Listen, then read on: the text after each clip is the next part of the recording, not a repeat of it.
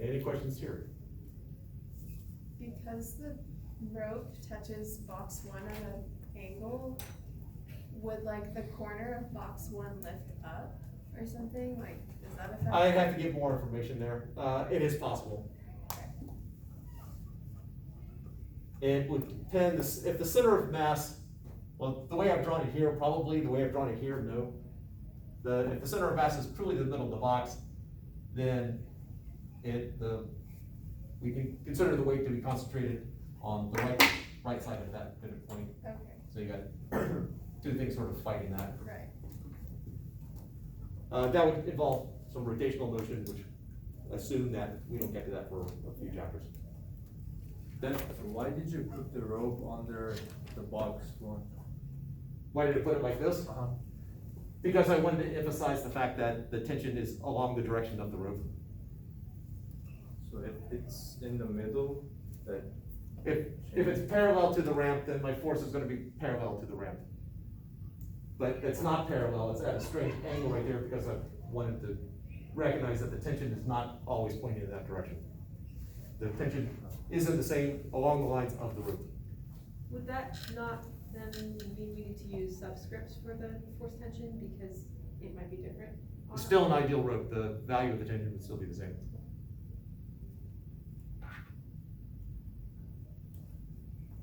But the reason for the subscripts for friction is because the masses of the boxes are different. And it's potentially that the materials are different too. Okay. Poison? Yeah, for friction, like, you might have gone over this, but, does the direction of like each, like, so what if the direction of friction on the ramp is facing like left and down instead of that way, like, would that matter? Like left and down? Yeah, and then you would change the one on the box. If the masses were going in the other direction, then all the frictions would flip directions. I don't think that's what they're asking though. I'm basically just like wondering why does the friction direction have to be like that way? Alright, so think about the box here. The box is gonna be moving up the ramp, given my assumption here. It's moving up the ramp, friction opposes that. Oh, okay. And so that's why this one is established. This friction is they come in pairs and they're in opposite directions. Think about it this way also. If I've got something moving up my arm, it is dragging my arm hair in that direction. That's what this is right here. It's dragging the whatever materials right here. It's dragging that. As the box moves up, it's dragging the material with it. Similarly, if there were little hairs on the bottom of the box, because the box could be any material, the hairs on the box would be moving in this direction. Absolutely, yep. I don't know if that helped you, but that Yeah, no. helped me get the friction. Yeah, I had to sit long and hard and think about just the friction there. Yeah. But it makes sense now. It's like that electronic football where you turn it on and the thing vibrates and, anyone play that? No. I just thought of Velcro, like, Yeah. I Or don't know like why a, Velcro helps me, If but. that works? have you ever seen someone straighten out yarn for like on a loom? I have actually. That's what I was thinking of. Okay. All sorts of visualizations. Yeah. Yeah. So what I'm gonna do next is set up a test level problem. I would like you to, if you've got 5 minutes over the weekend, or even today, to do the best you can of coming up with a force diagram. I'd recommend doing it in pencil or in something where you can make changes if you have to. If you feel like copy, go for pen. But I'm willing to bet that at this point, without looking it up, you're gonna make at least one mistake.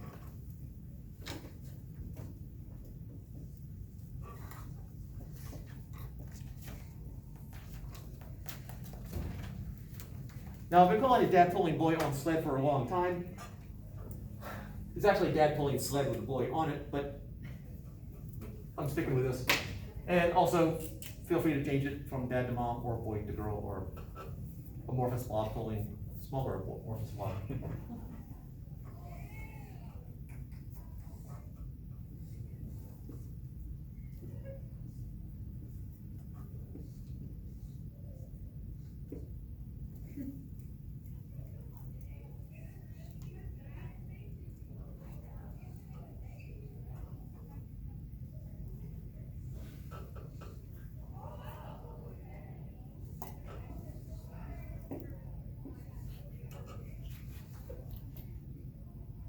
Bird dad.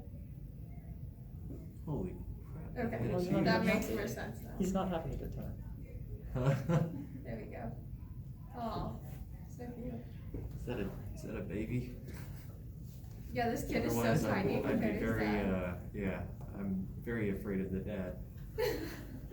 I'm assuming your drawings will be perfect. You drew like a leg, and I was like, okay, that's gonna be the entire person, and then you like made him so Yeah, much this taller. plays a little bit off now, so. And for the sake of the problem, are we assuming that the boy slash amorphous blob is attached to the sled? He is sitting on the sled. Put one other bit in here, they are accelerating to the right. They're all accelerating together. So are we considering the boy as a separate object? from Yes, the we are. sled? All right, so let's talk about the separate objects. We have ground. We have sled. We have boy. We have rope. And we have dad. Someone's arms have shifted.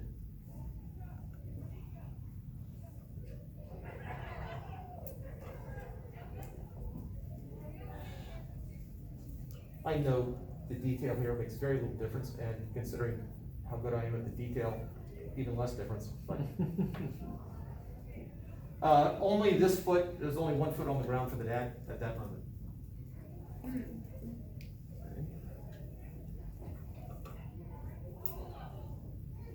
gonna take a picture. So this is indeed, this is a test level problem.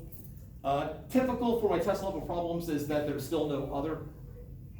There have been times I've thought about including it, so just, it'll be written in the problem with, I'll throw something in the problem where it talks about there's some force acting on an object without giving the source.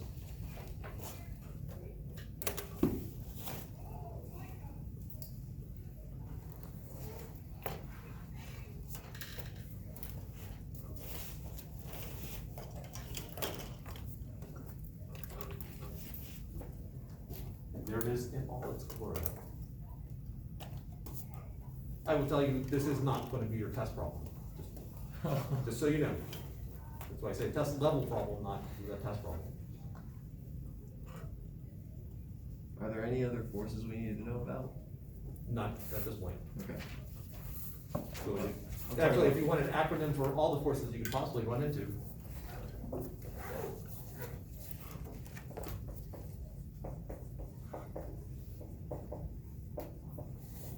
Mob of angst. Okay. That would cover all the forces that we possibly use in 151.2. An upgraded F-Tom. I don't know what they are. I think this is magnetism, magnetic force, other, buoyant. Let's go back to that one. Electric, lift, friction, air resistance, normal, gravitational, spring, tension. T was.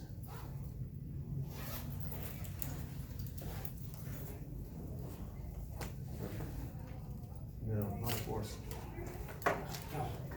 Sorry. My daughter was taking chemistry and she was writing out a formal lab report, and she talked about pressure being a force, and I said, no, that's wrong. And she said, no, that's what the book says. I said, no, it doesn't. Show it to me. Sure enough. Pressure is a force. Yep. I said, that's wrong. And I commented to Dr. Williford that there was a mistake in the chemistry textbook. She said, yeah, there are a lot of them. Yeah. Yeah. It's insane. Pressure is related to force, it is not a force though. Anyway. Have a safe week. Thank you, Dr. Fox. Sorry about that. It's gonna bug me when I say phone. Sounds like a European death metal band or something. Loud metal band. Oh, it could be. I was trying to find out, when I did the anagram search, it came up with that, and then I had to look up what health was. It is money